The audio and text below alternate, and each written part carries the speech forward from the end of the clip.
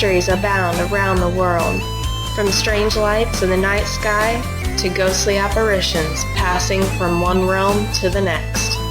From the Great Pyramids of Egypt to what lies beneath the depths of Loch Ness. From Bigfoot to Atlantis, they are all mysteries waiting to be solved. Join Laurie Phillips, Lauren Smith, Graz, and Billy Simmons as they search for the truth on Night Callers Radio.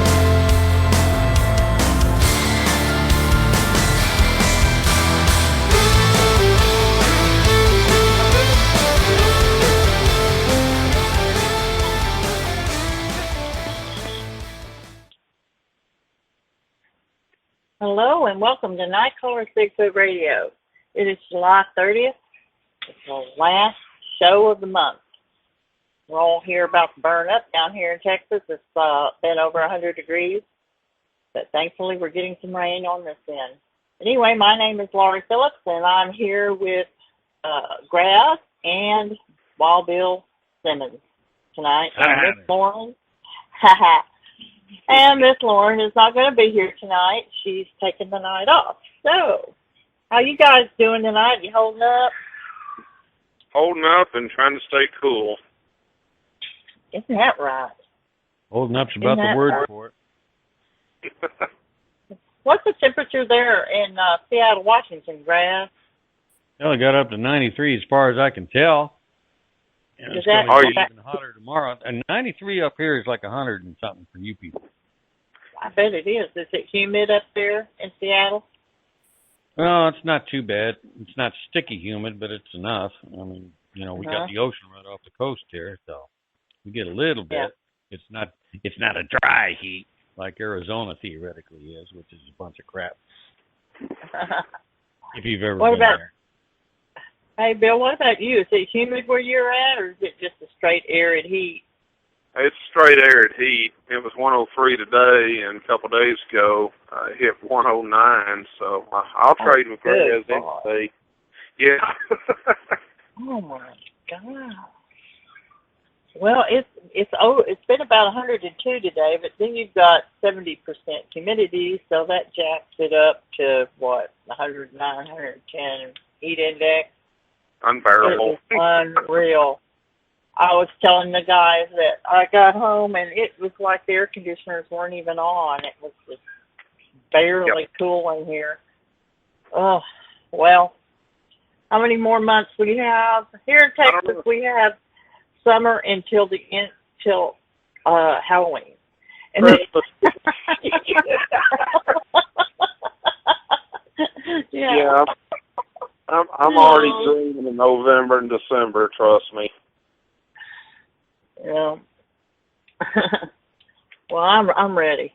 I'm already ready. You know, we're kind of spoiled. Last year we had a really moderate summer, and so this year it's really kicking our tails. It is hard. It's really hard, and we're in that major El Nino. And if anybody knows anything about that, that means we're going to have a colder, wetter winter this year down here in Texas. And everybody in Graz, where you're at, it's going to be drier and warmer than normal. So that's what this El Nino. Well, we don't need that. All our snowpack is really down. All our reservoirs are really down. It's been I know basically clear without any rain since March. I know. No, it's not good. No. Well, hope it switches all around, but it doesn't look like it's going to. Bring on the snow. I'm ready. Let's do it. Me too. Woo! Let's just think about the snow. Maybe that'll help us cool off. Anyway, our guest tonight is from New Mexico, and I'm curious I bet it's like 120 there and arid, but we're going to bring him on here in a minute, Mr. Robert Kryder. So, Graz, without further ado, let's just go ahead and read a little bit of that bio and find out what Mr. Kryder's all about. Okay. Well, ladies and gentlemen, Night Callers Bigfoot Radio. We'll be interviewing Robert Kryder of New Mexico. Currently living in north central New Mexico, Robert Kryder has spent most of his life in the southwest regions of the country. as an adventurer, explorer, specializing in research and recovery. Kryder and his team make up Kryder Exploration, with a dedication to exposing hidden truths and life-changing realities of the world. Robert's discoveries have included many encounters with Bigfoot, resulting in a multitude of diverse forms of evidence and research samples. Robert has operated Kryder Exploration for over 30 years in one form or another. He and his team have witnessed Bigfoot and other anomalies throughout the duration, with a concentrated focus on the Bigfoot enigma for the past 5 years. Robert's limitless curiosity leads to his unyielding measures of truth. He has a deep love of the natural world and all creatures. Kryder Exploration is a custom-for-hire research and recovery company. Thank you very much. That was wonderful, Brad. Except that our guest fell out. What? What? Yes, he did. He was here in the flesh, and then he fell out. So I don't know if you could call him from the switchboard, or he may be having trouble getting in, because you remember how we've had trouble before and all. Yeah, Blog Talk Radio's been messing with people's heads for the last couple of weeks. Yep. Oh. Yep. All our buttons are really slow on the switchboard. Notice how we're... oh, there he is. Okay, cool. Hold on a second. Is he back? All right. Hi. Hey. We got disconnected somehow there. We'll blame it on Blog Talk. We're glad to have you back. How are you doing tonight? I'm doing great. How are you all doing? We're doing pretty good. We were just wondering what we gave you this wonderful introduction. It looks there you weren't even there. We were going to ask you, I know it's probably an unusual first question, but what's weather doing where you're at? Are you burning up? No, it's actually been unseasonably cool. We've had quite a bit of moisture, and we're not really used to that. Wow. Yeah, it's been real nice. We're almost missing the normal summertime of July and August. So. Really? Are you in a mountainous area, a higher altitude? Yeah, we're a little over 6,000 feet where we're at. Well, there you go.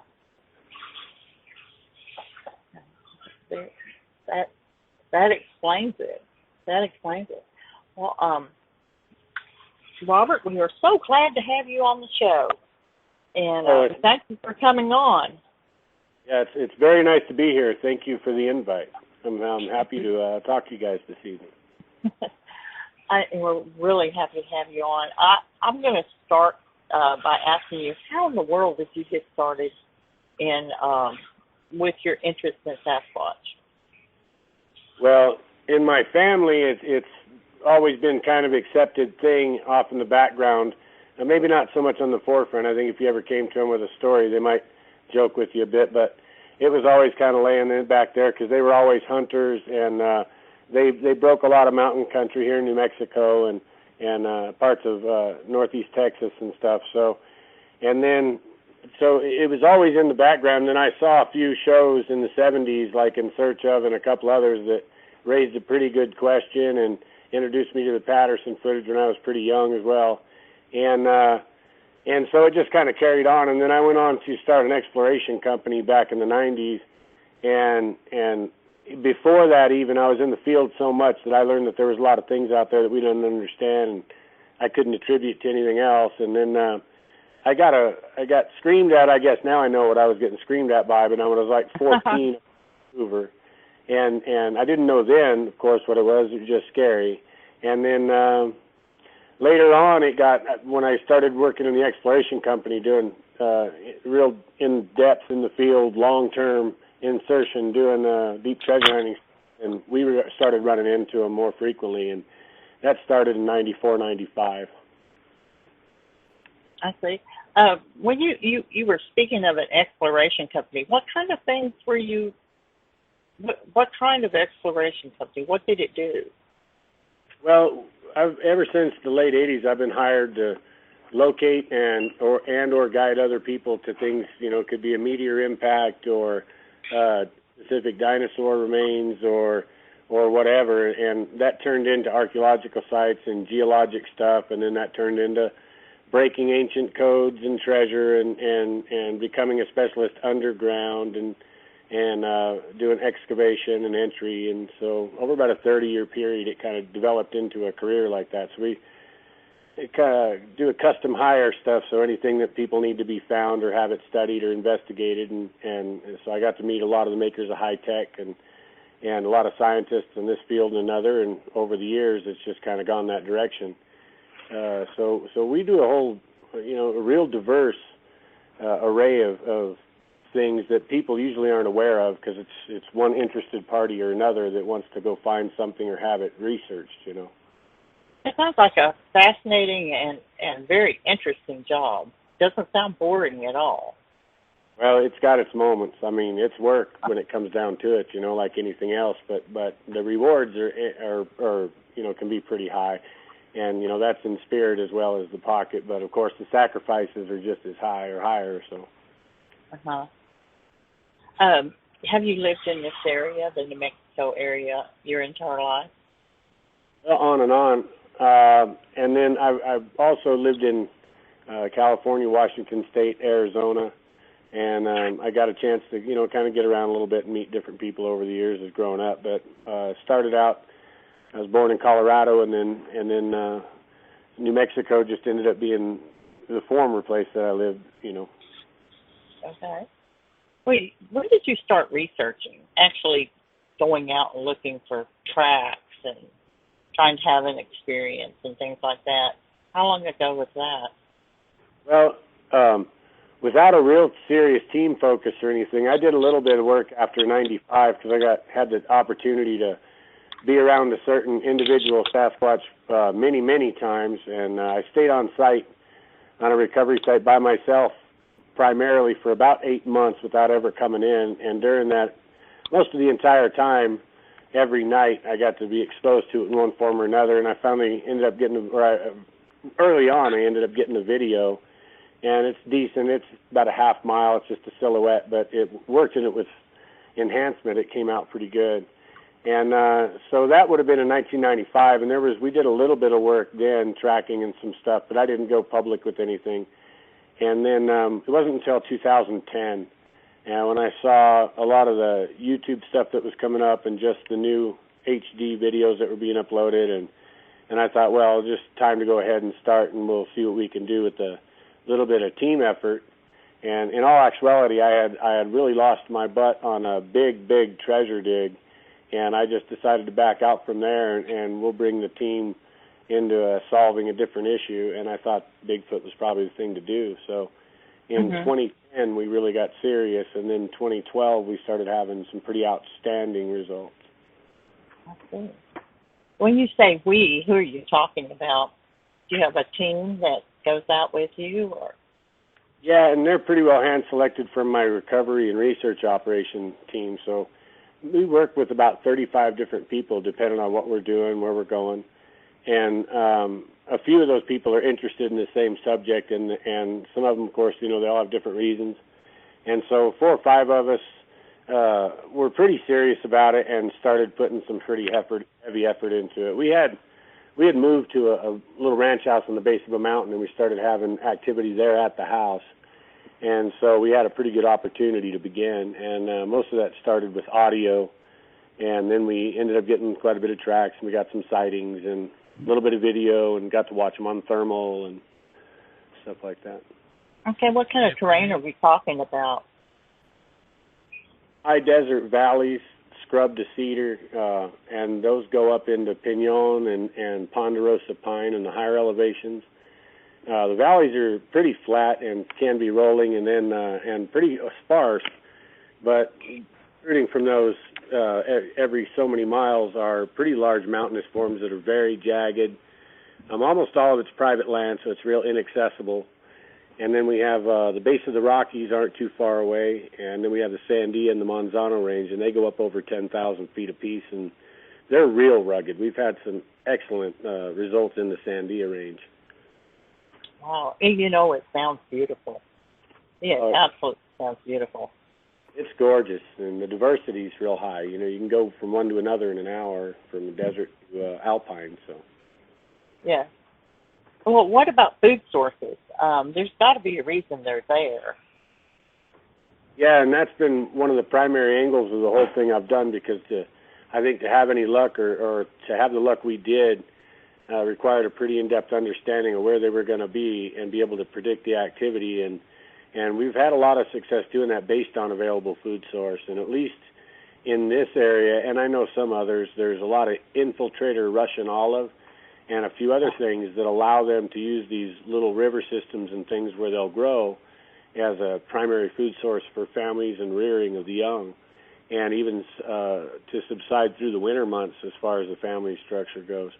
And then in the mountainous stuff, as soon as you start getting elevation or into the rugged stuff, we see them consuming everything. Pinon nut in great quantities, and then everything from the bark beetles and even the beetle dust to porcupine, deer, bear. But down in the river bottoms, we see most of the family activity, and they seem to be doing it by foraging in these river systems where there's just available, And their birds make a huge part of the diet. We notice that. They'll go to quite a bit of effort to get a bird. And grubs in certain seasons, like the gypsy moth hatch-outs, when you get the real big grubs the size, big around as a thumb. And we've seen where they've lifted and elevated rocks that are 1,000, 1,200 pounds straight up, move them over, put them straight down, and then they can pick the grubs out without even leaving much mark, unlike a bear or anything. So the diet varies greatly, and then they'll rip trees out by the roots and then sit down and go through the root material and the rocks that come up when they tear the trees out. And we figure they're probably looking for centipedes and some of the other larger insects and stuff that occupy those zones. So. Would you say there's a fairly healthy population of Sasquatch in that area? Yeah, I would think so. We've done quite a bit of research on one family group, and then we've been exposed to a secondary and a third, and they're quite a ways apart, about 40 miles between two of them, and then they're broken up. The terrain in the area has, like I said, big broad valleys. So, of course, there's another mountain not too far from us called Ortiz Mountain, and all we've been able to see evidence there is like a single solitary male that's got 16, 18, somewhere in there size foot. And but like the Sandias, that seems to occupy more than one family unit. And river system up near Four Corners we worked has a family unit that was real evident. We got real close to them. So I would think so. They don't seem to be quite as hurting as people would think as far as finding places to live, although, in that's thousands of square miles what I just described, and we only know of 3 or 4 little family units, through a lot of research. What can you tell us about your very first sighting and your reaction to that? Boy, very first one. I guess the very first one when I knew what I was looking at would probably be that one we nicknamed Harry back in '95. And it was a long ways off, but we knew what it was. I mean, it just, your mind went there immediately. And then, so we were jogging to a site that we had to check from satellite data and on some other stuff. And my buddy John, as we were jogging through some big mesquites, they were probably 10, 12 foot tall, but they're a little sparse, and we were jogging through those, and he yelled out Bigfoot out of nowhere, and I didn't know where the heck it was. And I grabbed a camera and just started turning things on. I thought it was right in front of us, by the way he was screaming. And then I finally panned up and saw, and it was sitting on the skyline, I don't know, probably a half mile or a little bit closer. And he was huge. For the distance, it was just massive, and it was real black and had the right shape and everything. And we watched for, I don't know, probably 45 seconds, and I couldn't get stable enough. And of course, we had to be in and out by a certain time, and I think we both kind of talked ourselves out of it. what we were looking at, you know. So I kind of went into a denial of what the heck was standing up there until we enhanced it later. And then after we enhanced it, things got real. We could see the facial structure, and through some of the frames we did, you know, you could see the expression and you know, all the body form, and even that it was a male. And then it was really after that, not too long, we started having a lot of activity around where our project was.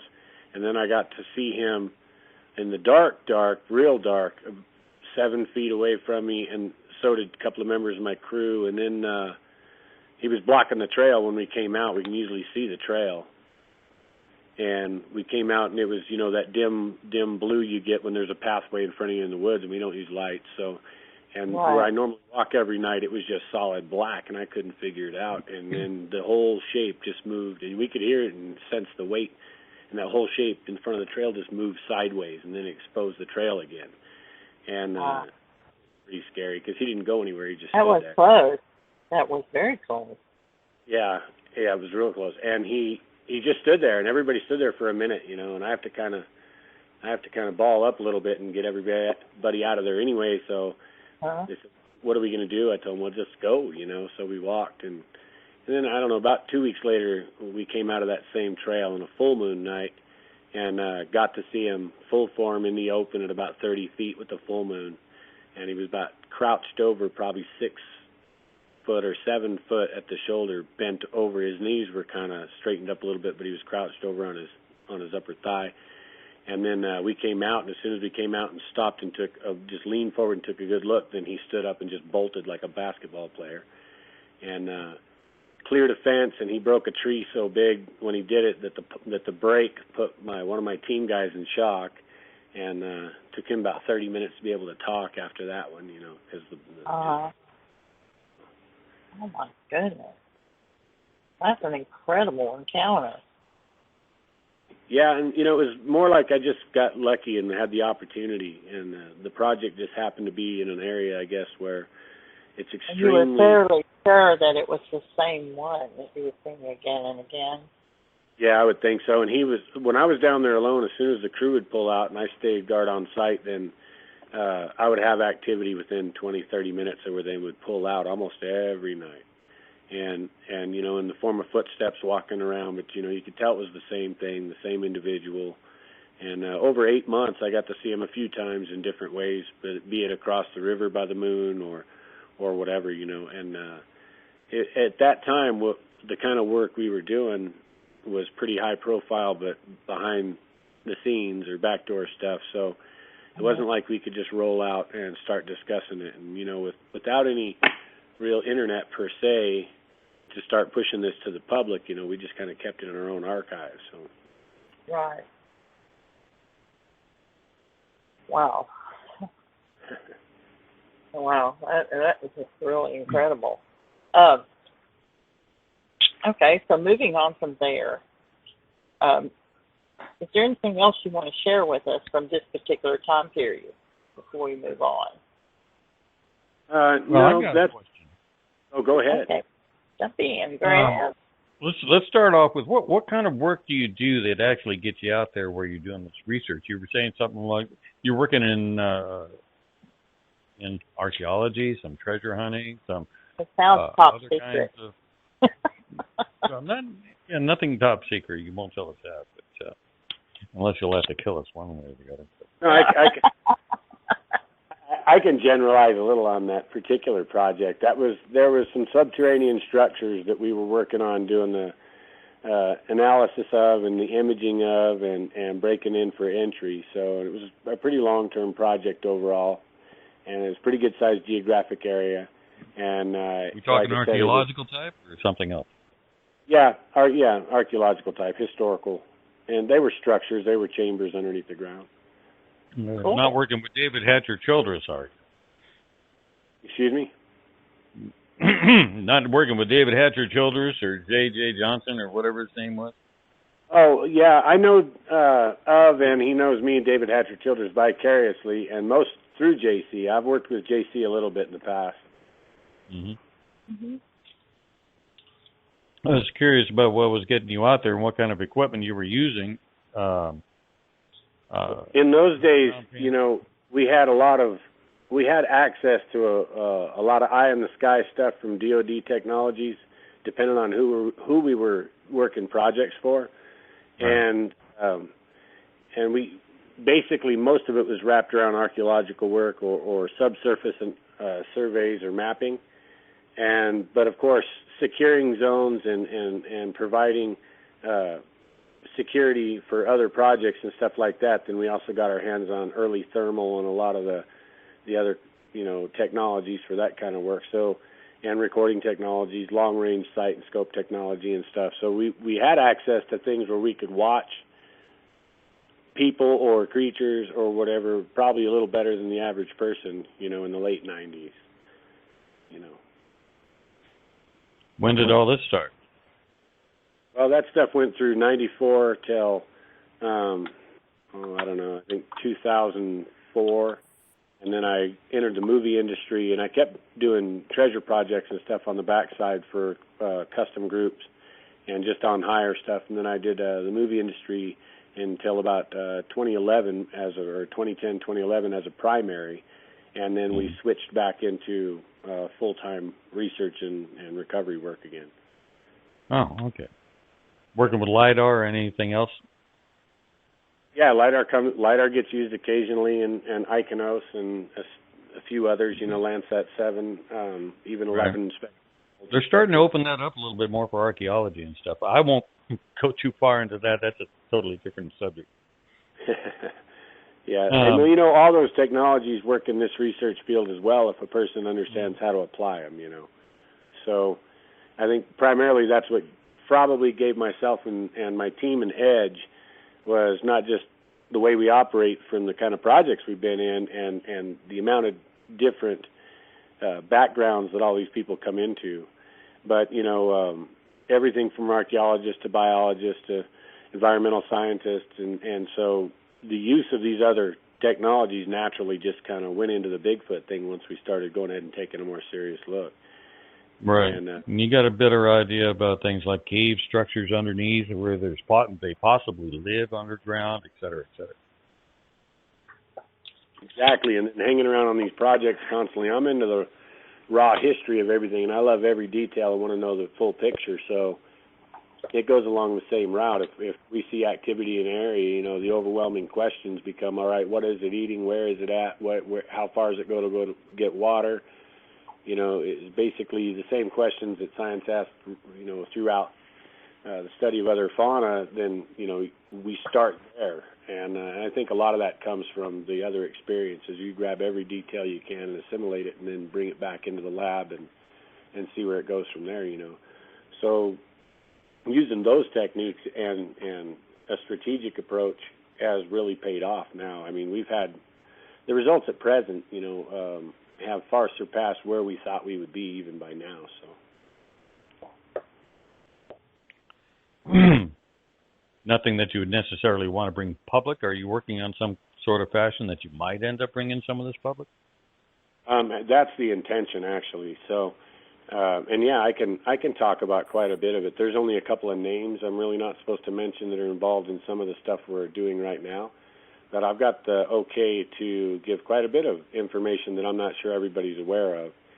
One of those was the work with JC that I got invited because he was approached by the executive director of University of New Mexico, Gallup, and who has an interest, and he's, of course, PhD anthropologist, and he has an interest in the social structure, the culture, the interaction of these creatures. And being on and around the Navajo reservation area, they're not just a mythological creature, they're a fact of everyday life in a lot of the remote locations and areas, and they always have been. No subdivisions have been bulldozed in and anything else, and these family dwellings, some of them are 200, 300, even 400 years old. And so they approached me and wanted me to go up, and a couple out of my team, and wanted me to go up and present some of the evidence and background we had in the studying this family unit at this location we mark as GLST. And so we did that, and during that we were taken into the Chuska Mountains by a Navajo who had an encounter. And that first day we were able to track one about a half mile. We actually instructed the truck just go to the bottom of the mountain and we would look around, and then we got on sign, tracked it for about a half mile to where it heard chainsaw, what caused it to run down the mountain, and we met the group at the witness site farther down the mountain, and we were able to provide hair that day in clumps, and right where the witness encounter had that as well, and of course fecal material, and then food remnants, and some excellent footprints and stuff. And then they brought us onto the San Juan River, and actually just where we were going to stay the night was just a really neat place, and it's thick and it's off limits and it's private land and such, and no one gets in there to hunt or anything. And we were in there, and on the way in, it was a great time to test some of the theories we had from the GLST area, because it was kind of similar environment, not exact. And we went in and immediately found scat in the same type, the feces in the same type of areas where it would be placed over where we're at. And that was along river bars and banks, a foot, 2 foot out of the water, or back behind a lot of vegetation and obstruction. And then, and so we were successful in that in the first half hour or so on site. And then there was scat from an infant, so we were telling them they probably have a real small one. And then that night at camp, we were all doing our thing and whatnot, and around the fire, and everybody heard an infant giggle out of the thick trees, and that stopped everybody in their tracks. And then we heard a female little whimper and giggle right after the infant did, and this is coming out of just tremendously thick brush on the other side of the river from us.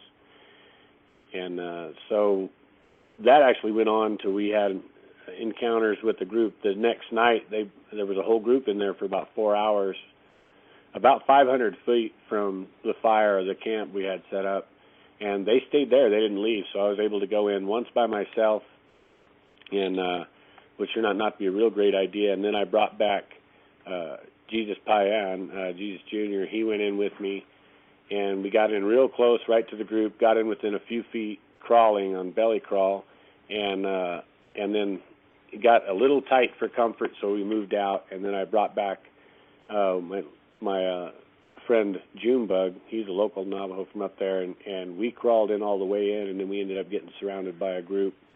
And we got it on video. It's a little nerve-wracking for me to watch it, even though it's mostly eye shine, which you see on the video coming off the infrared illuminator. But we had no lights on, and we had moonlight, so we could see a majority of it. And we have individuals on us as close as 8 feet, 9 feet in front of us. And then the smaller one, probably 7 foot tall, actually gets nervous, and we hear him moving around quite a bit. We think he's coming out a lot, and then he finally gets nervous and comes out and sidearm throws a rock at us that probably weighs 1.5 pounds, and it hit Junebug's stomach, across his stomach, and then it hit me just above my thigh, and I was bent down, with a heavy jacket on, thank God, and it still Charlie horsed the hell out of my leg. And then we had to move out. But we were lucky enough to capture that whole event on video, and I got a little upset when I got hit with a rock, and I didn't want to show weakness because we were surrounded, so I stood up and told him it would have hurt and talked sternly, and that's the mistake. We were backing up, and 3 eye shine sets come out into the open, into the road there, and follow us out about 200 feet. So now that kind of fits into a question from the chat. Lori 103 wants to know, how do the groups for Bigfoot seem to accept your presence? Now, was that more like a running you out kind of thing, or too close for comfort? Were they just checking you out? Yeah, I think they were checking us out, but when you get too close, I think they let you know. Now, the rock came from a smaller individual who appeared to be moving around a lot more than everybody else, and I think he was nervous. And we thought there was 4, and then when we review the video over and over and over, rocks come up from right behind our feet over our heads and land in front of us. And so that led us to believe there were 6. And when I had first gone in, I got grunted at. And the first, it's a whoo whoo like that, So the first part of the grunt is audible on the camera, and the second part's not. But the second part hit me so hard that it knocked me backwards, and I almost ran. And and I stood my ground. And what I realized watching the tape again is, like, right before that, I had one on my right, and I moved toward the brush, And I'm moving toward it, and I said, well, there's something smaller here closer. And as soon as I start moving toward the smaller sound, then the one on my left that was a lot larger, a little farther away, grunted at me real hard. And I think that was like, don't approach, you're close enough. And but it didn't do anything after that. And I stayed in a little while after that on tape, and then I got so insecure I had to get out, And so I think that there was an inviting kind of a game being played, because they would clack little rocks together, tap, tap, tap, tap, tap, tap, whatever, real quiet, and make you want to go in and listen. And they would do that until you were really close into the brush, and then quit. And then another one would start tapping. And so when all that came up on video, it's really strange. I didn't know if there was a sinister agenda behind that, or if it was just genuine curiosity and interaction. I couldn't tell, so it was a little scary. Hey, Robert, is there a place where people can go, our listeners can go to see that video? Is it up anywhere? It is, and what I'll do is we'll go ahead and make it public. Those have not been published yet. They've been up for and I guess after this call, we'll go ahead and make those published, and that's at the Kryder Exploration YouTube channel. Okay. And so they'll be up. We should be able to have those up actually here pretty quick, I think, if I can get a log on. But yeah, they've been being reviewed by UNM and stuff for, the behavior and everything. And we didn't really want to throw them out there yet, in the sense that a lot of people have viewed them, but it's been more serious researchers and who approached us with a specific interest. So, and mainstay is that we didn't want anything to be thrown around the internet world and everything before it gets a chance to really get looked at seriously by those. So exactly. Well, if you put them up on public, would there be a little backlash from your anthropological people? No, there shouldn't be. And I mean, we really gained this stuff kind of on our own, even though we were invited up there for the study. This really wasn't part of it. And either way, we'd respect them if they didn't want us to come forward. But all that's just recently been cleared with the professor and stuff. And I can also add, they're not just playing around, and they're not approaching this from a purely vicarious model either. So right. The college themselves right now are bringing out field teams of students and gathering physical evidence of known living subjects that are having interaction with families, animals, and stuff around that area. So they're taking quite a bit different approach at it, and they're not sensationalizing anything they're doing. It's a very matter of fact. And soon, and I've been talking to him recently, and soon he'll be down here. I'm going to take him into a group that's here so he can see the interaction in this area. And he wants us to cooperate in developing curriculum and a study format for the college itself, because they want to utilize their full resources of the university into this enigma, finalizing complete studies, classification, and then as well they want us to help develop public workshops for dissemination of the information, so we can disseminate the information about the species. So they're willing to go public with their name and with their professor's name and students' names. Sooner or later, all that will come out. To a degree, I can share Dr. Christopher Dyer. Yeah, he's the executive director of UNM Gallup. Yeah. And then some of the others. Wonderful. Yeah, that should be really good news to people, because none of these people aren't hype at all. They're very humble people who just have an interest, and of course, they're using that particular university because of the local special interest as well, their ability to work outside the box. So it should be really good news for a lot of people. And of course, some of the names that we hear every day online, who are associated at the top, who are very trusted, are becoming involved in this particular study effort. And in October, we will be cooperating to introduce them into the field zones where we know there's family unit subjects and everything else. Okay, next question is, have you ever had women out there in the field with you, and do you have a different reaction when you do have women in the field? Yeah, I have lots of times. And what it really, not so much as women, but the people themselves. So I have noticed a difference in reaction and contact based on the people that are with me. And I have to say, at one time, I did have a lot of interaction when I was in with 3 women. And it was late afternoon, and we had some interaction that came up so close and so spontaneously in its mannerism that I had to evac the area because I really didn't know what the intent was. That's the one. Okay. But upon returning to that same spot, with men or women, depending on who they are, I can get interaction immediately at the same locale. So now I've not had it go so far, but I haven't really been in there quite like that. So I can't really tell if it was the women or different individuals, be it men or. Mm-hmm. What about Native Americans?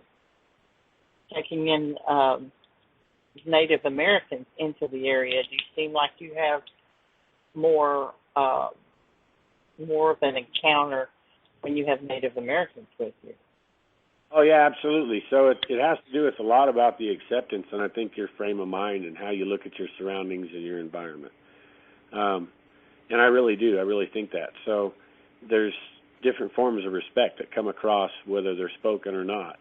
And and the natives that I'm around anyway, and everyone that I know that's Native American, or especially the ones that are still traditional or live on the res, these are literally a matter of fact of life. There's no disrespect in them approaching this as their mythological beast or, or something surreal. To them, they're very real, and they're just a part of it. So they tend to be very accepting and interactive on a level that most people wouldn't be. So what some would find odd or even panic and run from, they don't react in those manners. It's a matter of fact. It's here. It's there.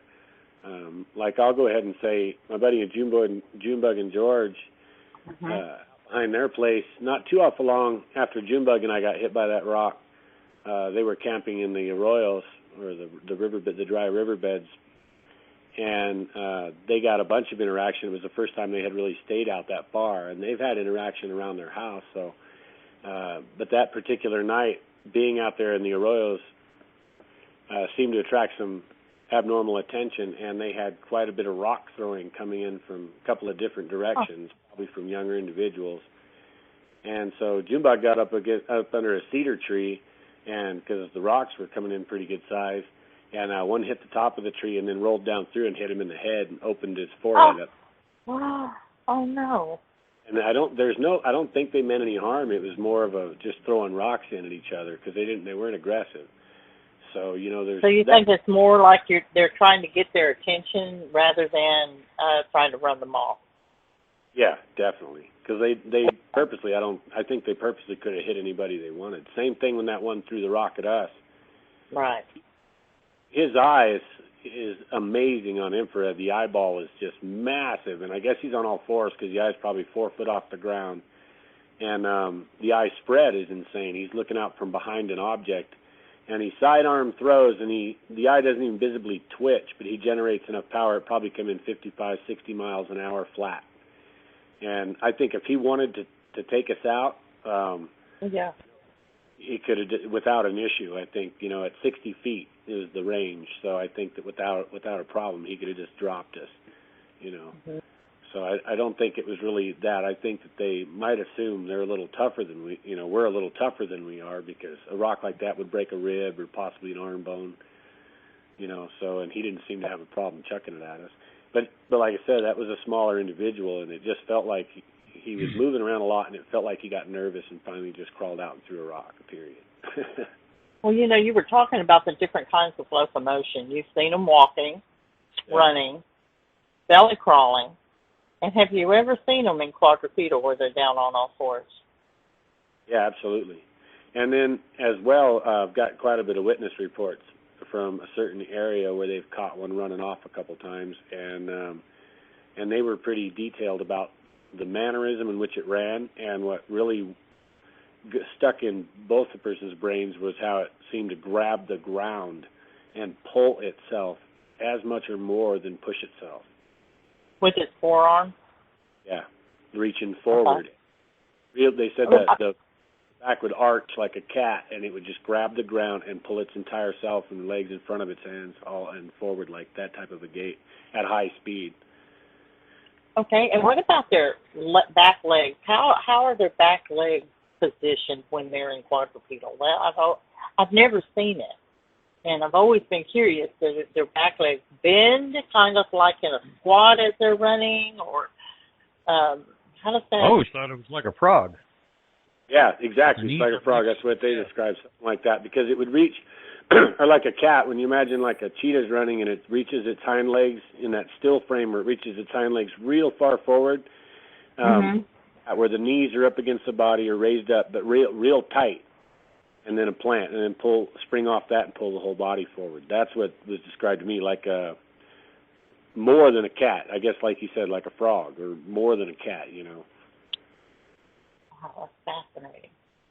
Yeah, and I'll tell you, we watched one on thermal. There's a landowner out here. He has the highest house on Ortiz Mountain, period. So we set up a thermal station on a remote turret on his second-story balcony, and we got under a deal and all watched TV so nothing could see us. And we watched one crest a hill less than a quarter mile, maybe 800 feet. And he came over the hilltop, and it was a real steep slope of pine and jagged rock and everything else. And he came down that slope with bouldering and all kinds of cactus and trees, and he descended about 200 feet at an angle in about 5 seconds. And then there's a ridge there, and he jumped off of that, and that's 25 to 30 foot, and landed, stopped, and no big deal, it seemed like. And then he lowered down a little bit, and he zigzagged over and grabbed a tree. And we're watching all this on thermal with the landowner, who was actually a skeptic at the time. We're watching it from his house, so and being it's up above us quite a ways. But anyway, it proceeded to get over to a tree, and in about 5 heavy jerks, it ripped a 25, 26-foot pinon tree that was over 20 inches thick at the base out of the ground, and then went over and knelt down and picked at the roots and stuff. And then we lit him up with one small LED spotlight that was on the turret, and there's no way it would even light the ground. But just that twinkle of light down there, and we watched him on thermal, was enough. He retreated and went over the top of the hill out of sight. And we thought, my gosh, why in the world would it react to that little light 800 feet away at a house? But that's how shy it was. And then we thought, well, it's gone. And then within a few minutes, it came back over the hill on the crest and stayed low, though, in quadruped mode. And it was moving just fine. I mean, it was not running or anything, but it was moving, what we would figure their walking speed was comfortably. But it didn't ever raise erect again. It stayed low the rest of the whole time. And it just stayed, I guess, messing with boulders or whatever it was doing on the mountain slope. Wow. Wow. I have never seen anything like that. I would absolutely love to see something like that. That's amazing.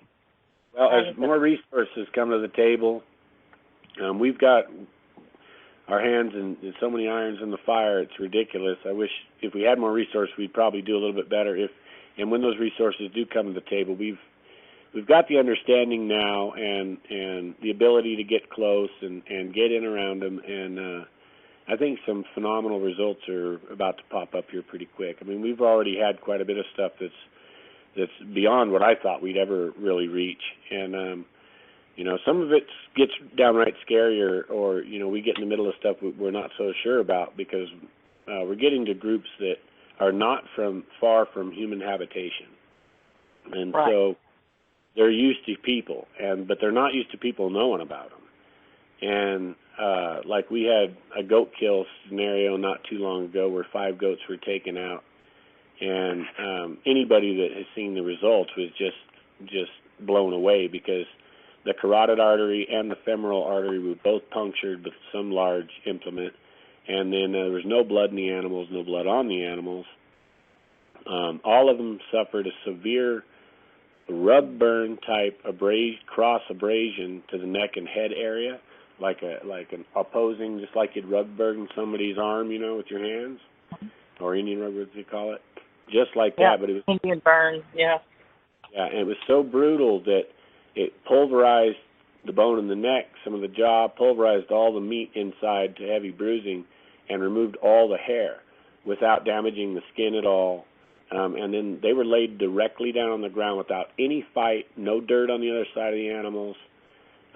It amazed us how they were taken out. Nothing. It's just, what in the world could do that quick and that powerfully? I don't have a clue, without leaving any abrasions, except for one where there was, both the tracks we found in there were from familiar individuals from a family unit, and the tracks from the smaller individual, the goat that was found there was brutalized, and meaning that it had similar damage, except then it was bitten directly into the face and skull with a primate type tooth pattern that was a really pretty good size radius, and I guess that was maybe the technique or whatever they were doing didn't quite work, and they went ahead and just took it out like that.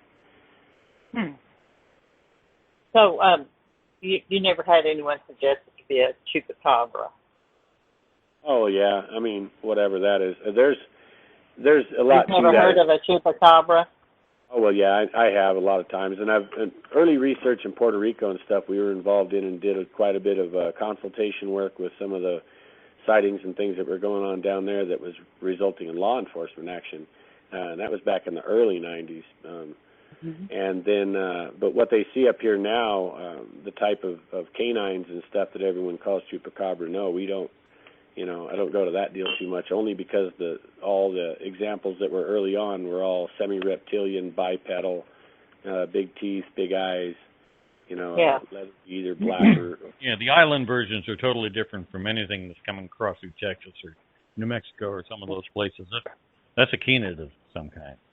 Yeah, and we actually thought it was weird because in the Four Corners and southern Colorado and even Missouri, Louisiana, there have been sightings of bipedal reptilian, whether they're a relic raptor or just an unknown bipedal large lizard. We don't know what they are, but there's reports that across the board of raptor-like or erector or bipedal lizards, of pretty good stature, anyway, 3 feet to 6 feet.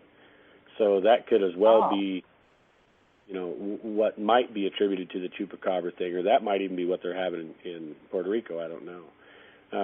I know what I've seen from the Sasquatch and stuff, and if they wanted to trim an organ out, or if they wanted to remove a scent gland, or if they wanted to get a specific component of a body, I'm not positive they make the tools, but I know for absolutely positive they use tools, and every once in a while they carry them around.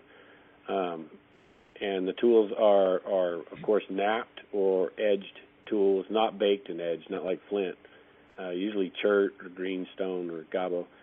And do you mind if I pass somebody's name on to you then? I know someone that's doing the same study. Oh, no, absolutely. Absolutely. Because, there's a biologist over by the Sandias that went up, and he saw one of the tools. He has it, and we're trying to get him to just take it back and put it back where it was, because it's a little processing rock where they'll bring a deer or whatever, and they'll apparently flesh it all the way out, and then they'll process the bone with the rock, and they'll go for the marrow or whatever, but they seem to pulverize all of it. They pulverize the bone, eat it, everything. So. Wow. Excuse Go me. ahead and tell them about, I'm pretty sure it's Kenny, right? Yes. Yeah, I was trying to get Kenny to call in tonight. I think that's right up Kenny's alley. He would just love this. Well, unfortunately, Kenny could talk for about 2 hours on the subject, so... I know. Yeah, I'll just have to have him do a personal contact with Robert on that one. Oh, I love it. Kenny is another anthropological person. He's extremely well versed on these things. And he has come across tools that he believes Bigfoot used. So that's very interesting. Right, he's making his own collection. Well, that's good. We do have some photographic evidence of tools, and then I possess some from over the years, 20 years of research as well, and a few of them were definitely recently deposited, some with recent kills. So we're pretty confident that those are not of an ancient era or historical period or anything. Being deposited like right on top of fresh pine needles, or you know what I'm saying, or with a fresh kill. So maybe it might be able to help him out just seeing the form or whatever. We didn't know if they located them, found them, and hauled them, to where they were, or what. We haven't really made that determination yet, whether they pre-existed or whether they manufactured them. I don't know. I was always under the impression they used their fingernails. I thought their fingernails were extremely hard and sharp, and that's what they used to cut. You know, their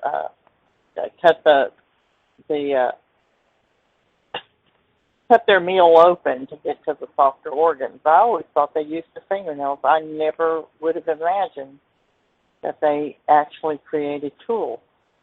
Well, you know, even crow, you can show a crow how to use a stick to get a termite out of a hole, and in 15 minutes he'll try the same stick for the same purpose. So animals are known to either learn by example, or once one does figure out a technique, then, you know, the dissemination of that technique doesn't take very long. I think it's more opportunity and need, and dependent on where they are at a certain time, whether they've even got a tool near them to be able to bother. If they're in a hurry, they might rip something open.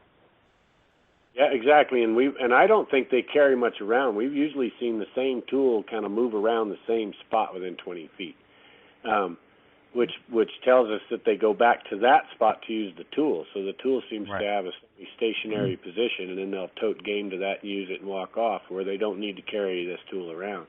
And it makes a lot of sense. Some footers have found kill sites where there are piles of bones over a period of time. Right.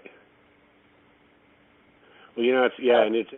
The only thing I've seen them carry so far seems to be pine sap balls.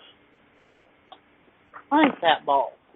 Yeah, balls of pine sap, whether it be pinon or ponderosa. I don't know for sure we've ever seen cedar. And what do they do with those, do you think? I have no idea. They roll them up, and so you'll end up with perfect little balls. Often they're covered in fingerprints. You'll see them sometimes singularly or in a group 4 or 5, anywhere from half-inch diameter to 1.5 inches in diameter. And I know the Native Americans used to chew it, and with yucca fiber as well, as an oral hygiene deal, brushing the teeth and using an antiseptic mouth wash as well.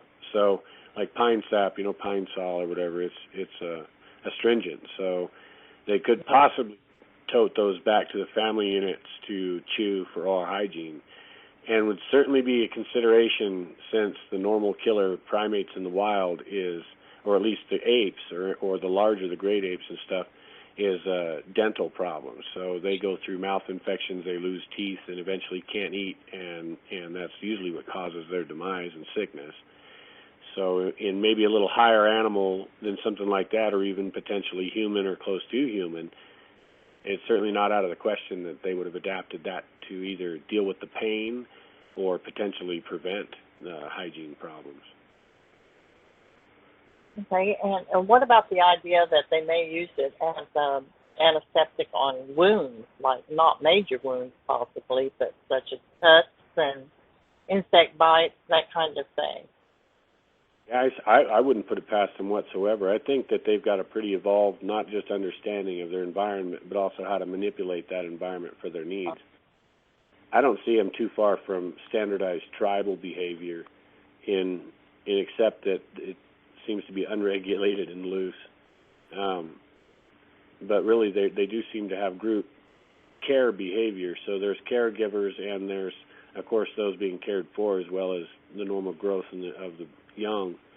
I think that really dictates most of family movement and things. We tend not to consider the elderly and things in nature, because most animals don't ever achieve that type of status in aging, because they usually pass on.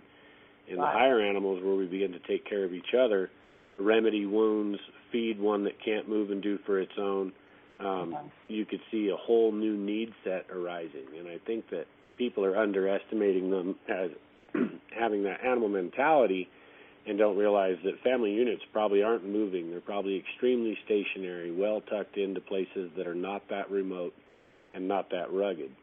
And caring for those that are less mobile, whether it be children or the elderly. We've seen where males will leave to the mountains and be solitary in solitary ranges, and then as well, at least in the Sandias, the scariest location I've ever seen yet seems to be a big group of huge males, at least there's a few that must be massive, and they're all together on one flank of the mountain. So what they're doing there, I have no idea as far as like the male group behavior, but they're all large males. And they're at high elevation, rugged terrain. Nowhere around them within, several miles is any fluid water or anything like that. So it wouldn't be a good place to have, the wife and kids. But our thought process goes to some native cultures who do the same thing, and all the men evacuate and they go hang out where the men hang out, and the families stay up dwelling, and the men are up on the mountain at the man place, and that seems to be kind of what's going on as far as that goes. So I think there's a full gamut of naturally developed behavior, that's around a self-supportive units. Well, Robert, we're right at that mid place where we're going to have an intermission. I want to let everyone know that have called in that if you're wanting to speak to the guest or have a question for the guest or any one of the hosts, to be sure to select one. That'll put you in the host queue. Then we know that you're not just listening in. And anyone out there that would like to call in, now would be the time. We'll get you right after the intermission. The number is 347-989-0313. That's 347-989-0313. We would love to hear from you. So we're going to go ahead and go to intermission now. Okay, ladies and gentlemen, we'll be back at approximately 8.5 minutes. Right on. Billy's eyes are glazing over on that last song. I'm sorry. I appreciate Dr. Hillick.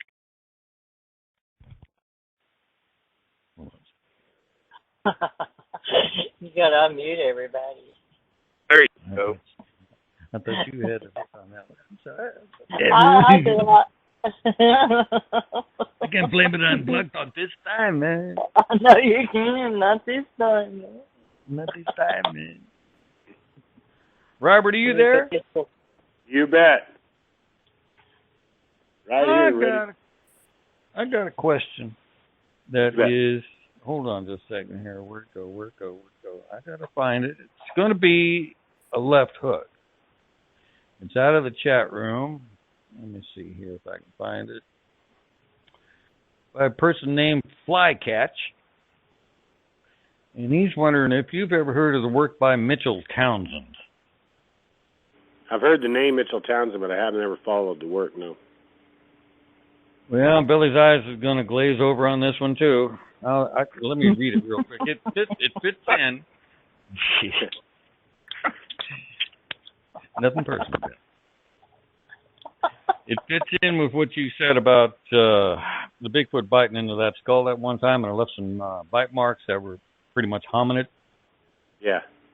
Right. This person, Mitchell Townsend, was part of a group of 3 who put together a paper, and this is where the Billy glazing over part comes in. I'm going to read the name of it. It's called Using Biotic Taphonomy Signature Analysis and Neoichnology Profiling to determine the identity of the carnivore taxa responsible for the deposition and mechanical mastication of 3 independent prey bone assemblages in the Mount St. Helens ecosystem of the Cascade Range. How's that for an earful? Nice. Did you understand any of them higher technology works? Pretty well all I got out of that would be the bite form designates which predator crunched the bones. Right, crunched the bones. Hey, you got more out of it than I did. I'm like glazed over here. Yeah, probably that down in English. And those biting well, Kenny would have understood it. I'm sure. Where is Kenny? We'll put him on retainer. Mr. Taxonomy. Anyway, is a document about a bunch of work done on a bone stack, and they were checking out the differences in the markings and trying to identify the different type of animals that were chewing on it. And what they came up with on some of them was a hominid type. Nice. And I thought maybe at the very least, I guess we can pass that name on to you. I don't know if your anthropological friend might know who this other person is and compare notes. Oh, no, that'd be great. I'd appreciate the contact. Anybody, especially if they are already familiar with those type of evidence and finds, then yeah, that'd be great. Love it. Well, I'm afraid this time you're going to have to get a pen and write it down because I don't have a contact. So. Okay, deal. So just remember Mitchell Townsend. Mitchell Townsend, got it. Hey, and you know, like the bite marks we've seen aren't limited to that either. So in the wintertime, in the out-of-bounds flatlands and stuff, we've seen paddle cactus even with large hominid bite that's 30 to 40% larger than my own, and where they've even used the paddle cactus as a food resource, which leaves a really good imprint. And then not too long ago, we collected yucca fruit that they had toted from the valley floor up to about 9,500 foot. And the individual that's up there, we've got long gray hair from him, and he's got a 22-inch foot. And it all goes to par. We've had an eyewitness sighting of him grabbing a black lab off the trail. And but they apparently, he's missing teeth because his bite imprint comes back with a fairly good amount of the teeth missing. And and it's a repeating bite imprint, which is pretty neat. You might have gotten an old one. Excuse me? You might have gotten an old man then. Yeah, that's what it looks like. And the real big prints, they're stuck to a pretty small area, and we've seen where they've used cooperative hunting techniques, where he's two smaller, slender, straighter-footed individuals working a deer down slope, and then he used a large rock projectile, probably 100 pounds, 110 pounds. And apparently, by all the tracks, looked like they worked the deer real slowly down slope back and forth until it got to the position near where he was at, and then he approached a little bit and then threw a rock about, 15, 20 feet probably. And you can see where the deer tracks stop, and then the bushes are all flattened down, the rocks laying there. And so it appeared that he's older probably and having to use help even to do that. So. How good of a deer population you got up there? And what kind of deer you have? We have two kinds. We have whitetail and mule. Primarily mule deer, but in the higher stuff there's whitetail, and then some elk cruise through a lot of this stuff too. Now you're talking about fires and. Oh, go ahead. Yes, I'm sorry. I'm sorry, Grass. That's all right. You were talking a while ago that you've been working on cultural significances and possibly trying to figure these people out. Have you come to any conclusions about, well, maybe no conclusions, but what do you think they are? I seldom ever give my personal opinions or beliefs on anything, but... This could be a first. Come on now. Yeah, I mean, what I'll do is I'll give you the best educated guess I've got, and I've been privy to inside information that wasn't made public yet, and they're human, and either something else or with a whole new structural form to a DNA that we're not used to seeing. So,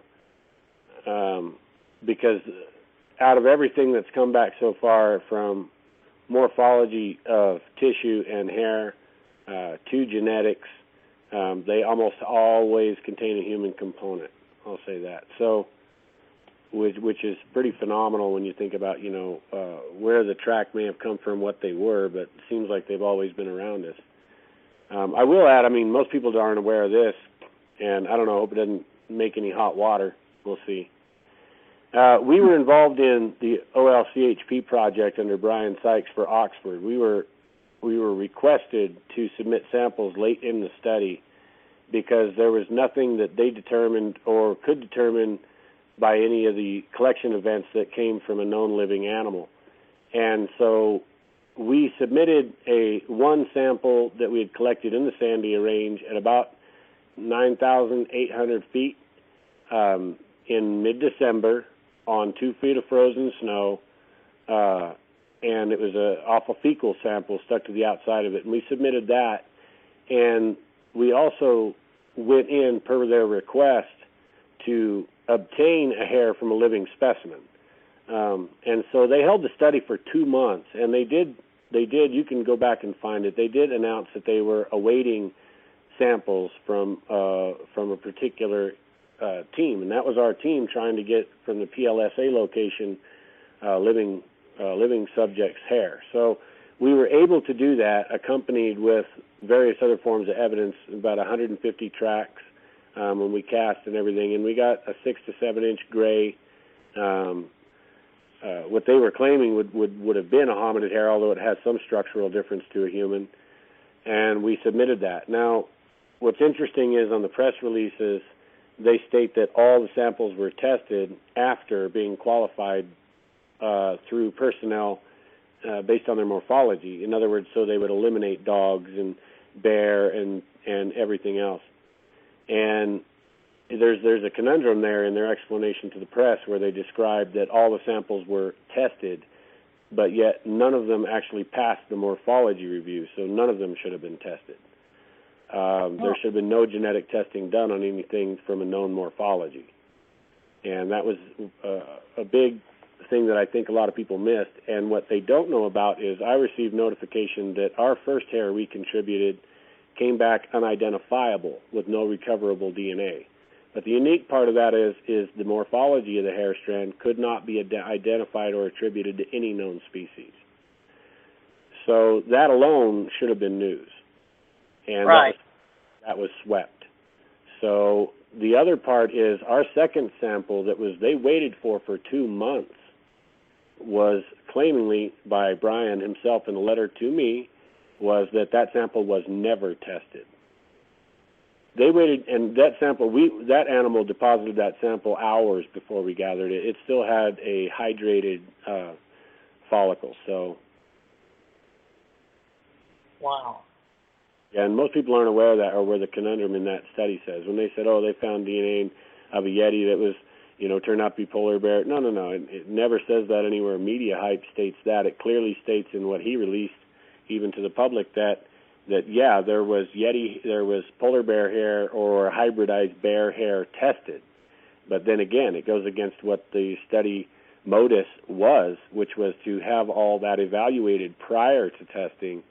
And this was done by the Museum of Zoology, Lausanne, Switzerland. There's no one in the world better at determining hair morphology, so we have to wonder, why did they test those samples? And even being involved in the study, I really don't like the fact that our contributions that we so painstakingly and professionally and scientifically went about collecting were basically swept and supposedly never tested at all. So, where did you get those samples? From a research location we call PLSA. Yeah, so that can, and I say that so that people that are familiar with this or not familiar with this can go through some of our posted material, and we have some albums and stuff dedicated to different locations, and they can see. Well, what I meant was that's local or in another country? No, this is local. But it was sent to another country to be tested, and they did not. Right. Okay, so did you ever contact them and ask them why they did not test it? Did you ever receive anything stating why they did not? Not secondarily. That's primary was my question with Brian Sachs, was where is my follow-up on this information?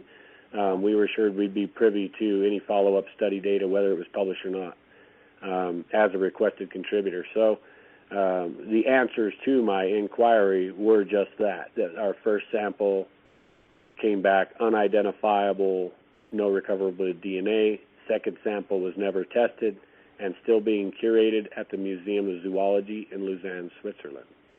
And by the way, it's in the North American great ape wing. So they have a wing dedicated to our mythical hominid. Oh my gosh. Right. That's fascinating. What about wolves or coyotes? Yeah. you have those there, I'm sure. Oh, absolutely. Yeah, coyotes, we see them daily. Okay, vocals. How do you determine what is a wolf and a coyote, and what could possibly be determined as a Bigfoot? Is well, there locally, a marked difference, or you mean in similar? Sorry. In vocalizations? Mhm. Is that what you were saying? Yeah.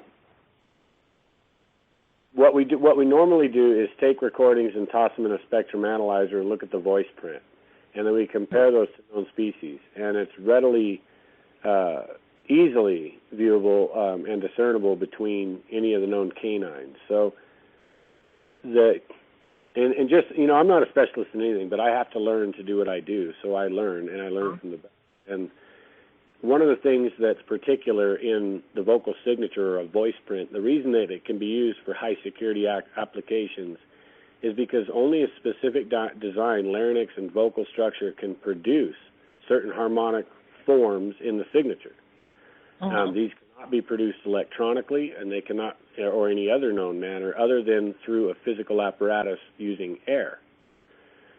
So the structure and the size of the vocal apparatus, or the larynx, the esophagus, and the vocal cords, the size of those can produce certain tones and tonal qualities, and amplitudes. So we look for those things, the signatures that would eliminate a lot of the other creatures. Plus, in 2012, we started really. That's one of the primary things I did was, since it's kind of senseless to chase them around the mountain. We on our research trailer, we mounted a 22-foot mast and put a 36-inch parabolic microphone dish on it. So you can see what people do with a 13-inch or 9-inch dish. So right. Our dish was about 400 or 500 to 1 physical amplification. And then we used filtering, and we could listen to a human voice 1.5 to 2 miles away, as long as we had elevation and we had a valley or something. And so we did recordings with that, some of them real close, and we did some other apparatus as well. We ended up with about 13 hours of solid vocalizations.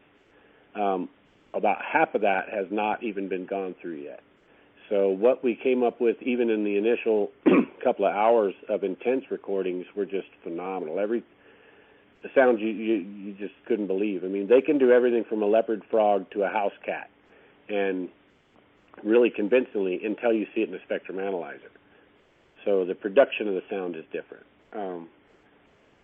We know that they can mimic coyotes, and we know that coyotes respond and react to their vocalizations. So, that was going to be my next question, actually. Right. Do they work together?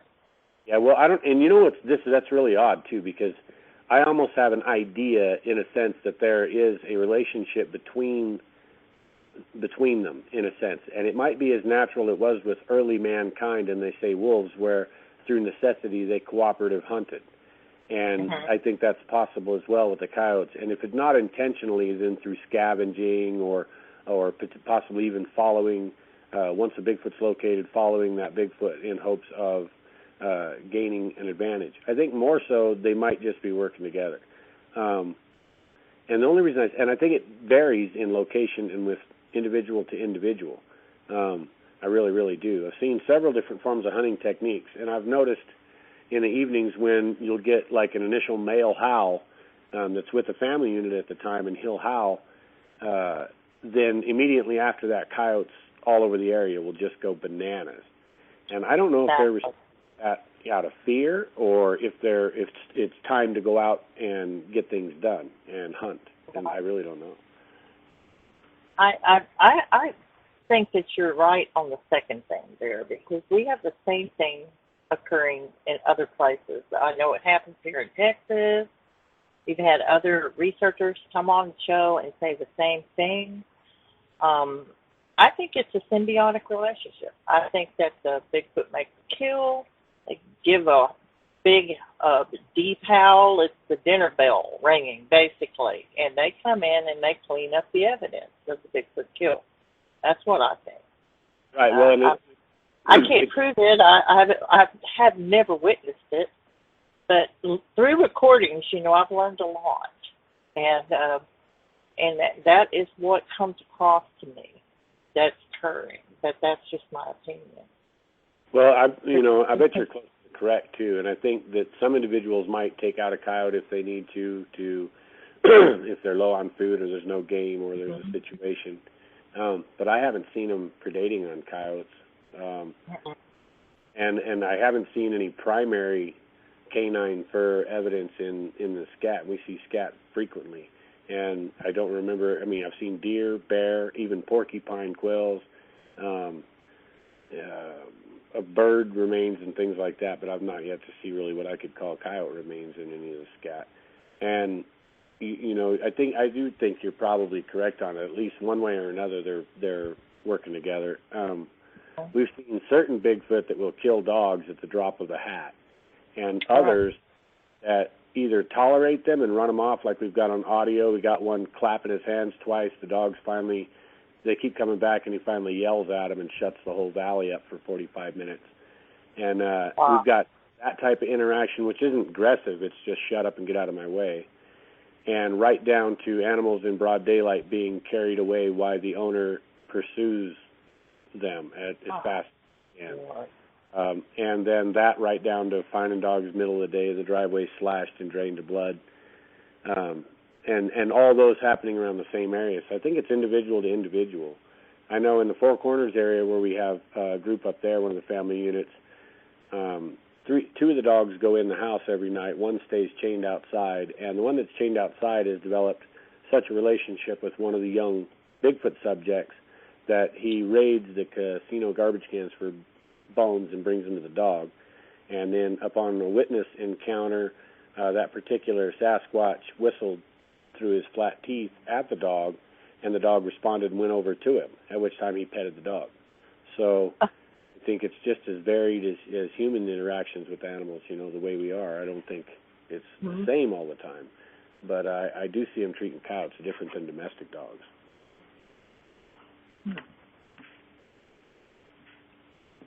Grass, do you have any questions? I'm just thinking about what he said about the relationship between Bigfoot and dogs. I think that's fascinating. Yeah. It would seem like it would depend on the personality of the dog. Coyotes have a tendency to work together in a pack kind of thing, and they're a little bit more connected to nature. Dogs are semi-connected to nature, but they got a different personality being around humans. And I suppose it depends on the personality of the dog too, whether a Squatch would get along with it, and possibly the personality of the Squatch. They're like people. Some people don't like dogs. Okay. Well, and then situationally as well, and that brings me to probably the worst recording I've ever made, in the sense that I've only listened to it twice because it's so disturbing. I'm a dog lover, and this recording... I am too. I don't want to ever listen to it, Robert. I'll tell you right now, don't send it to me. If I make it, I'll be sure to warn the South. But we heard two dogs in pursuit, or at least in response to some vocals. And they took about 10 minutes. We were listening to them and tracking them with the big P dish. And it took about 10 minutes to get to the Squatch. And this is something like you brought up, situationally. Like, the male was back with the family group. We know the female had an infant and a small one. And at the time, we didn't realize she was carrying an infant. We just thought she had the small one. And then we learned later she did. But when the dogs, apparently, there was no Squatch noise for a while, just dog barking in progress and movement. And they traveled quite a ways in 10 minutes. And what you hear is just a constant dog run, bark, immediately into what sounds like the dog encounters or runs into the scariest thing it's ever imagined and starts to scream. It lasts for about 45 seconds, and it sounds like the dog's just literally torn apart while it's doing it. You hear the second dog. And then when we listen to recordings, you can hear the female Squatch and at least one of the kids screaming right along with it, the large male aggressively vocalizing as he's doing the business. And it's horrible. But what I think it really is, though, is here's a male back in the area. The female's got an infant, got another young, and here you listen to two dogs big dogs coming your way for 10 minutes, and then all of a sudden they're there, and it's dark and they're there, and it's just a matter of snatch them up and do what you got to do. I don't think that there was malice in it or they were intentionally did it. I think the dogs literally ran into something they didn't expect, Yes. Oh, what a terrible thing. Yeah, and it's easy to understand having young and that protective, so I just don't think it was a mean thing or out to No. It's one of the regular stories, folk stories about hunters taking their dogs out hunting hog or something like that, or hunting cougar and bear up here. That's pretty big up here using dogs. And we've heard some stories where a whole pack of dogs was wiped out when they caught up to the wrong thing. Right. I've heard stories of dogs on chains being killed. Yeah, and I mean barkers. That's one thing I've noticed was barkers. In certain regions or areas, or maybe where they have a travel route, they'll eliminate all the barkers. Mm-hmm. And they're giving away their position. And if you're going to seasonally move your family through twice a year maybe, or whatever you're doing, I don't know what. But sure, you're going to go through in advance and eliminate the issues that are going to reveal your family's position if you have any forethought. So I don't think that's out of the question. I've actually got a recording at a house that's had a lot of action of Sasquatch approaching the house in the dark and whistling to a little black dog named Eleanor. And it's the strangest thing in the world to hear because it whistles the standard dog whistle, like this. It does it times, and then it pauses, and then it does a meow of a cat, and then it does the whistle.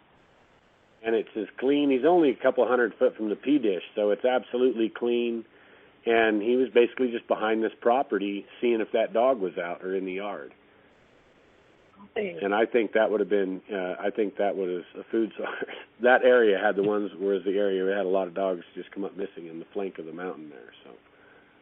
Oh, my goodness. Yeah. I had another question, and oh, my goodness, where did it go? I hate it when that happens. Oh, Haven't seen your moment. Grass, do you have a question? Because I remember what it was. Oh. Well, I'll add until you find that it's real disheartening when you get up in the middle of nowhere at 10, 11,000 feet, and it's 1 o'clock in the morning, and you're listening real quiet, and then you hear a house cat from 40 feet away. Oh, gosh. That was enough to grab one of my guys pretty well by the balls, and we had some issues with him in a panic. Get out of there. Oh, yeah. God. Well, we do have a question from Laurie, 103.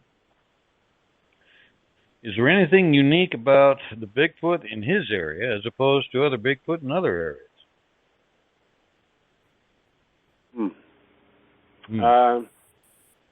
I'd say maybe structures.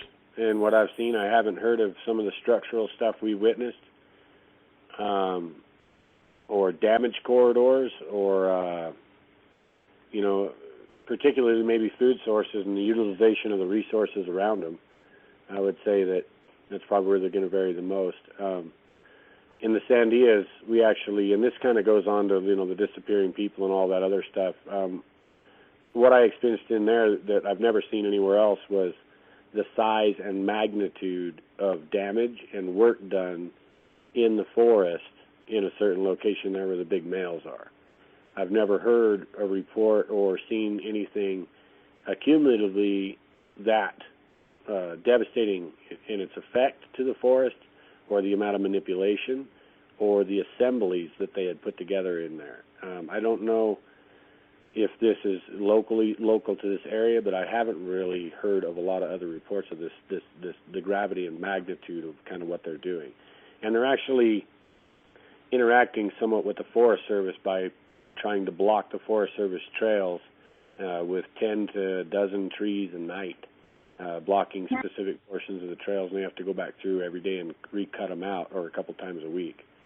And so there's interplay and interaction going on. That might be locally applicable only because our mountainous regions and the regions in the river bottoms and things where they could potentially be are rather limited with large open spaces. And some of these butt right up to either human occupation or state forestry controlled areas. And so I think that the propensity for these things to actually be, in a sense, arguing with the forest over access, that might be a local trait. Other than that, it would just be probably food and travel habits a little bit, maybe migratory. We've seen these family units sitting in the same positions year after year after year and only traveling, 8 or 10 miles back and forth along a river system, why we have evidence of other family groups traveling through the areas between the lower Rockies and then some of these other smaller mountain regions in the winter. So. What about reports of hearing any language? Have you been able to record anything that sounded like a language? Yeah, definitely. In one of the recordings, and we want to get all this stuff public soon. We're still trying to get resources to finish up a lot of these stuff so we can get them correct and get them high quality and in a format and at a location where people can go and listen to them in their entirety. The early vocalizations we got were mostly in long duration howls, low frequency responses by the females, grunting, and a little bit of emotional stuff. More just sounds. And, of course, we had one that seemed to eat something horrible and reacted to it and ran away.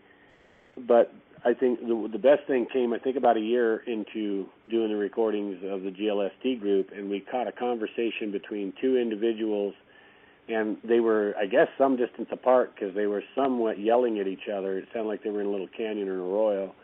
And one a lot farther away seemed to interject in the conversation and added his 2 cents at which time those two paused and gave him time to finish.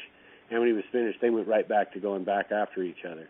And when I say going after each other, they were talking over one another. In other words, like a heated conversation between people where you're not ready to listen to the end of the sentence. You're ready to... What kind of talking was it? Kind of just a chatter or a...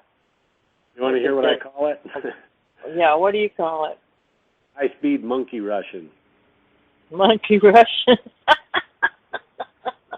It sounds like, it sounds like somebody from Moldavia or something and a chimp just smash them together and poke them with a hot rod. And they can get going. They sound, depends on what they're doing, but get all fired up. And then, of course, I've heard them say, hey, too. Mm-hmm. So, as far as this goes. And I've had several people suggest that their language is very fast, and if it was slowed down, it may be understood to be more of a language. But because it's so fast, they're speaking so fast, it sounds like a chatter.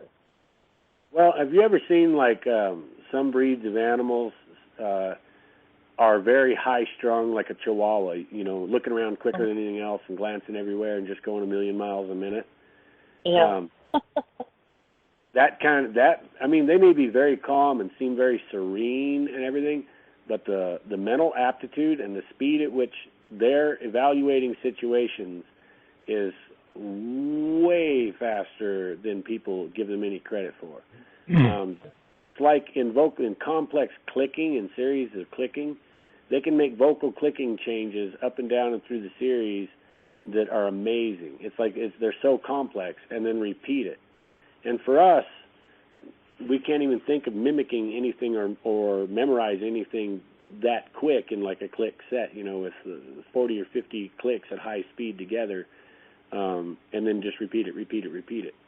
And their ability to do that is just unbelievable. I mean, it's very much like somebody who's just amped out and more coffee than you can dream of or whatever, and that you just can't shut up. That's what it sounds like when they're just going, or that excitement from a child when they come in and see something they can't explain and they're just talking over the top of themselves. That's kind of what we've got from it when they're during the conversational periods. Everything else we've heard has been different, just vocal sounds, and they all seem to have meaning. But yeah, the language is pretty incredible. Okay, and I wanted to ask you, the tribes that the the Native Americans that are in that area are Navajo primarily. Is that correct? Well, in the northwest corner or quadrant of the state, yeah, and then there's different tribes in different areas around the state. Quite a few, more than a dozen. Has anyone ever tried to use the native language to try to communicate with them, like using Navajo or one of the Yeah, other? matter of fact, there's a native term that goes kind of cross-board. It's a very general term, and we've heard that before. It's just, hey, and that's usually in greeting or parting. Uh-huh. And that's just a generic native term that's been around forever, and we've heard that come out of the forest, and we've also heard it on the end of calls. Say it again? Yeah, it's just, hey, like that. And then... I'm totally having a power outage. I just wanted to let Graz know that I have... my power's back on, but I'm having to reboot the computer. I don't have any idea how much time we have left or anything, so Graz, mind. I'm trying to get booted back up here. Okay. That's all right. We got some serious storms out here right now. Yeah, and I think I might add, so people know, the only word that I'm confident we've figured out as far as a word goes is like z, like that. And what with a Z, like almost like an SH, Z, Z, Z, Z, Z, A. And then with the A comes a small vocal impact, so there's a pretty good delivery to the end of it. And we've experienced this from the same sentinel 2 years apart in the identical location, same time of day. And the first time it hit us with enough vocal impact, I mean, you could feel it in your chest. The second time it was kind of quick and more polite. But both times were on our approach past a certain point. So when you'd go past a point, then you'd hear this command come up. And either it was a heads up, someone's in the area, or whatever. But it was definitely discernible vocal that we've heard both times upon approach on a certain location from the same sentinel. So if that helps anybody, I think the warning, or they're here, or someone's here, or someone's approaching, or... Since 1995, have you noticed any changes in their behavior? No, probably I can't really say. It always just seems like there's a common denominator is just trying to make it wherever they're at. And then the differences in the areas they are, I think, designate what they have to do and their behavior to survive and deal with each other. So as far as the time goes, only in so much maybe as people have been moving in tighter and tighter to these areas. And so there's a little more maybe interaction happening. So 5 years ago, even in this area, reports or activity seemed very rare, and that seemed to ramp up considerably 4 years ago.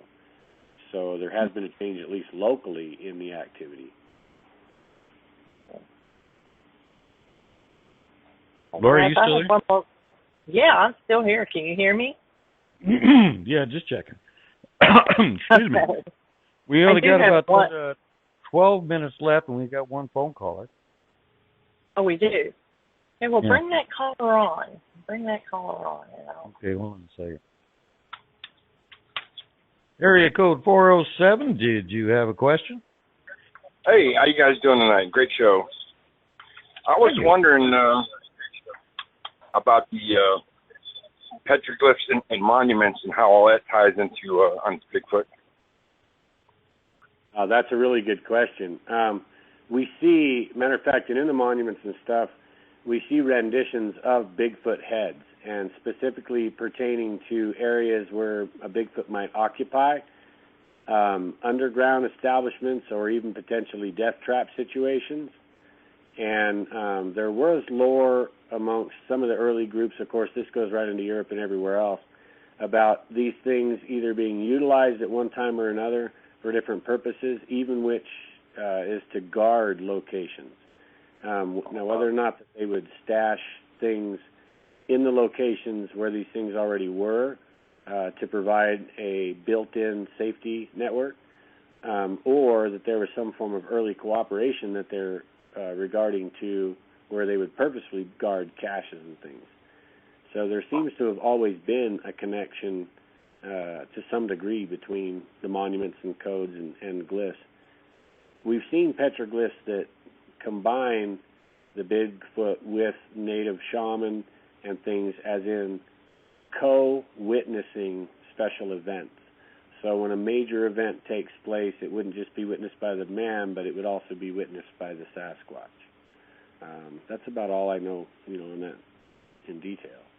Yeah, that answers a lot. Okay, I appreciate it, guys. Great show. Thank you all right, so thanks much a lot, for guys. calling. Thanks for calling. Thank you. Yes. Okay, I have one more question, and it's a standard question, and I'm really amazed that nobody from the chat has asked this question yet. What's your most terrifying experience?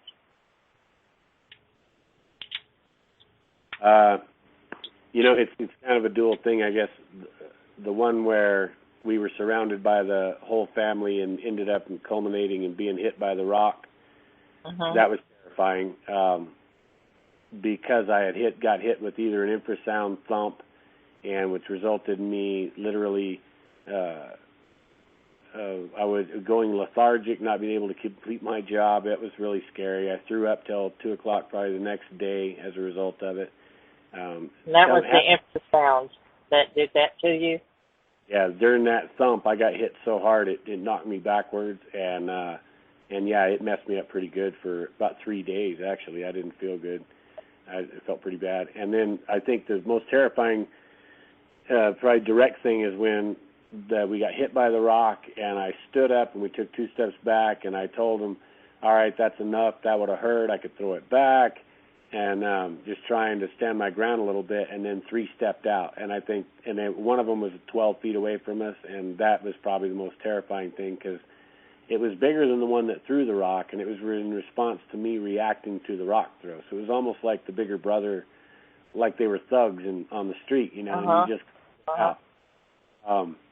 that was pretty hair raising.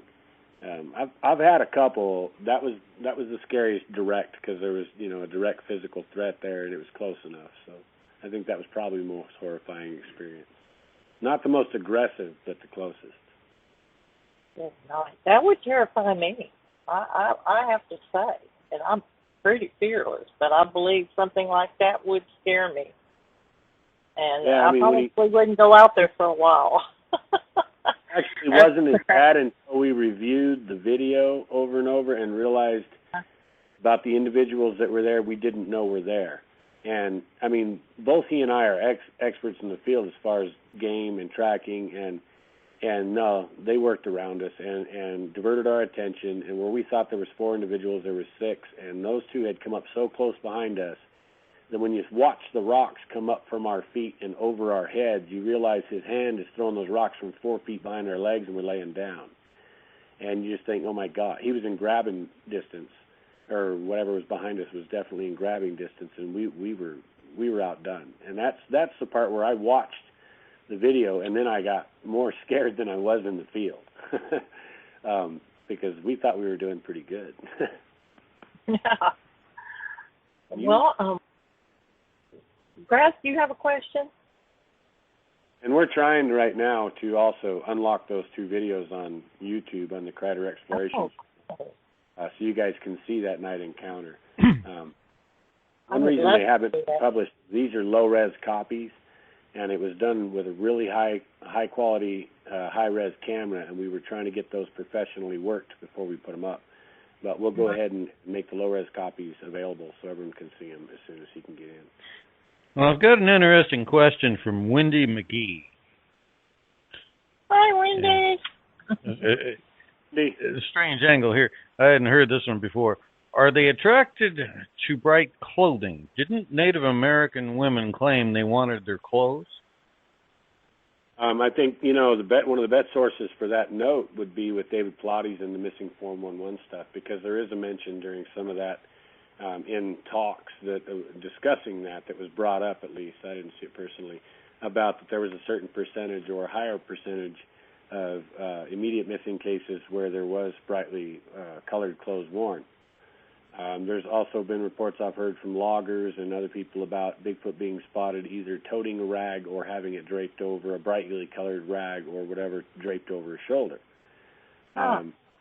One could assume possibly that these are things to gain gratuity, so maybe bring it home to the female. Here's a cool piece of rag. You know, I've been gone 2 extra days. Don't yell at me. Here's a nice or backpack or whatever.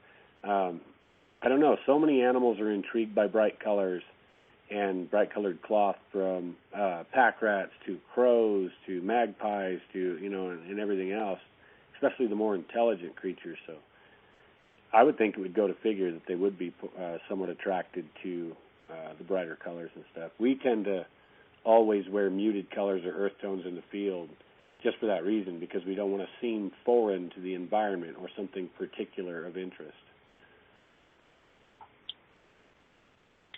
Well, we're down to the wire. Is there anything you would like to share very quickly before the show is over? You know, you've been an amazing guest and very informative.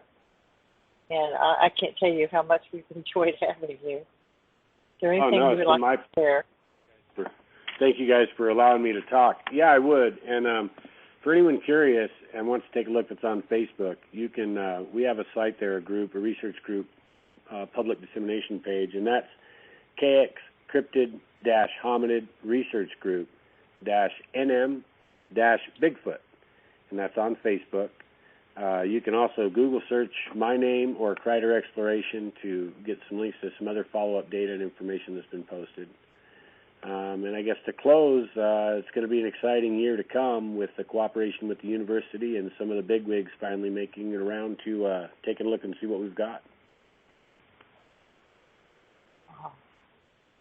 Yeah, and you've got some other things that you can't really discuss that are coming up too, and I can't wait to hear more about that. And I know you know what I'm talking about, but I'm not going to say anything. But I think that's very exciting. He's got some very exciting things coming up. Okay, well I'll drop it a little bit. There we have. Yay! We've been doing a little bit of work that will result in and should result in a new cryptid show, and that's all I can really say about anything. Of course, it's just dealing with the KX studies and stuff, and it's pushed a little more toward that edge, and that's about all I can say at this time. It'll be TV related. Awesome. I'm going to be looking forward to that. Maybe I'll have a cable TV by then. We'll see what happens. It's still all in the early stages, so it could go either way and may change a little before it hits. But we're working hard, and it looks really good at this time. So I can't think of a better guy and his group for such a thing like that. I think it's going to be excellent, and I hope it goes through. I really do. Well, Robert, we're going to go ahead and say goodnight. Thank you so much for coming on. We'd love to have you back again sometime in the future. You'll agree to that. Yeah, and thank you guys. I'd be happy to come back. I appreciate the opportunity to speak. Thank you. You're welcome. We've got a pretty nice lineup coming up in August. We have Alan, and I'm going to murder his last name, Mercier, and I don't know if that's correct, from Florida. After that, we have Mel Scahan, and I think I'm probably mispronouncing his name as well. He's from Washington State, and Shane Carpenter, and I think he's from Missouri. So we've got 3 good guests lined up for the next 3 weeks. So, everyone, we'll catch you next Thursday at 8 o'clock on Night Callers Bigfoot Radio. Everyone say good night. Okay, good night, everybody. All right. Good night. Good night.